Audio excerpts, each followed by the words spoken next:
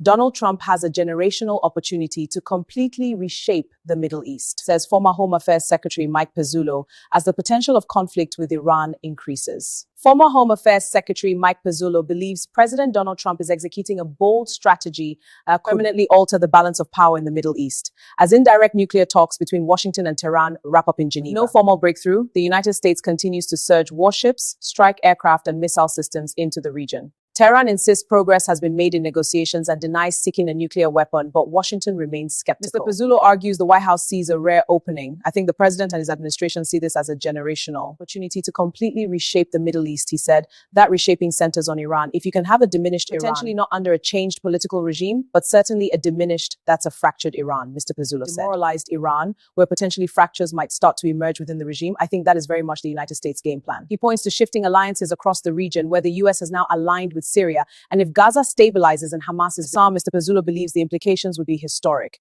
If that can be pulled off and neutering Iran is essential to that, then Trump will be remembered for reshaping the Middle East. Military action remains a live option, with Trump openly stating that he is considering strikes. However, Mr. Pezzullo believes the window for action, if it comes, will be tight. I think there's probably a 50-50 chance that they will undertake some form of strike, he said. He warns regime change from the air is notoriously difficult, with Iran being heavily militarized and policed by powerful security forces loyal to the supreme leader.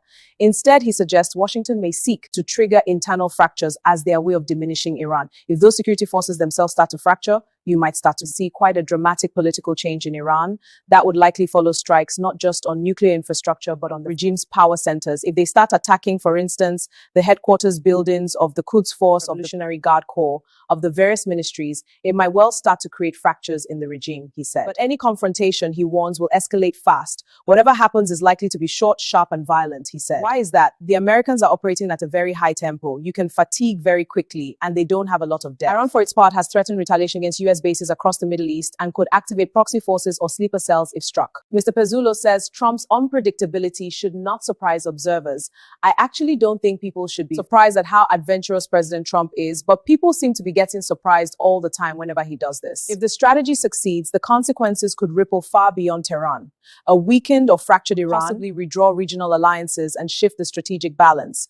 Regimes like this can really only be kept in power through the consent, if you like, of the security forces because they protect the regime, he added. Those security forces themselves start to fracture, you might start to see quite dramatic political change in Iran. For now, Mr. Pezzullo sees a U.S. president testing the limits of American power to recast the Middle East in America's image. Thank you for joining us. Good night.